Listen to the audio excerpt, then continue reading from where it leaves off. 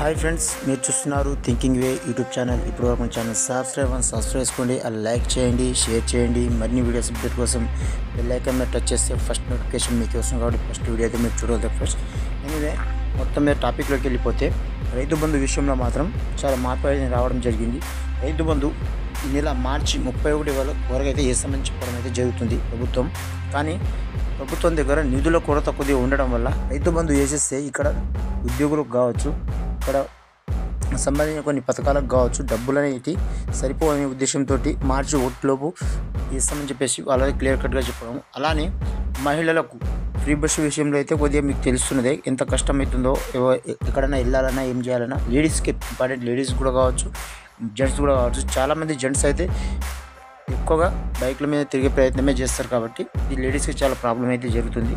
ఈ మధ్యలో కొన్ని సర్వీస్ కావచ్చు, ఇక్కడ ఎక్కడ చూసినా కొన్ని బస్సులలో కూడా లొల్లి కావడం జరుగుతుంది. ఇవే మొత్తం మీద అది ఫ్రీ బస్ విషయంలో అయితే కొందరికి ఫాయదా, కొందరికి అయితే ఇప్పుడు పెద్ద మనుషులు ఉంటారు, వాళ్ళకు సీట్ దొరకదు, నిలబడడానికి ఇబ్బంది అవుతుంది.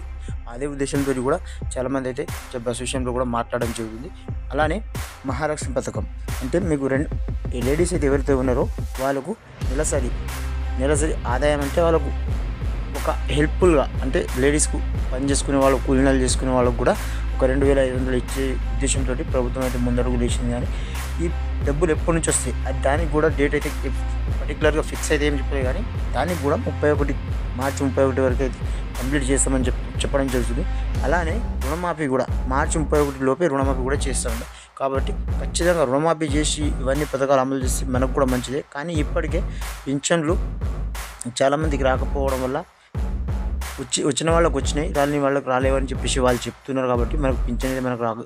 కాబట్టి మనం ఆ మాట మాట్లాడదు, వాళ్ళని అడిగి తెలుసుకోవడం జరిగింది. కాబట్టి పింఛన్దారులకు అయితే వాళ్ళకు కూడా మాకు ఇప్పటిదాకా కూడా కొన్ని దగ్గర పింఛన్ రాలేవని చెప్పేసి కూడా వాపోతున్నారు ఫ్రెండ్స్. ఎనీవే, మొత్తం మీద మన వీడియో ఏమాత్రం మీకు హెల్ప్ఫుల్ అయినా, ఇలా మన వీడియో మీకు లాస్ట్ వరకు చూసి మన వీడియో మీద కామెంట్ ఏంటో తెలపండి. అలానే సబ్స్క్రైబ్ చేసుకోవడం మాత్రం మర్చిపోకండి ఫ్రెండ్స్. ఎందుకంటే అలానే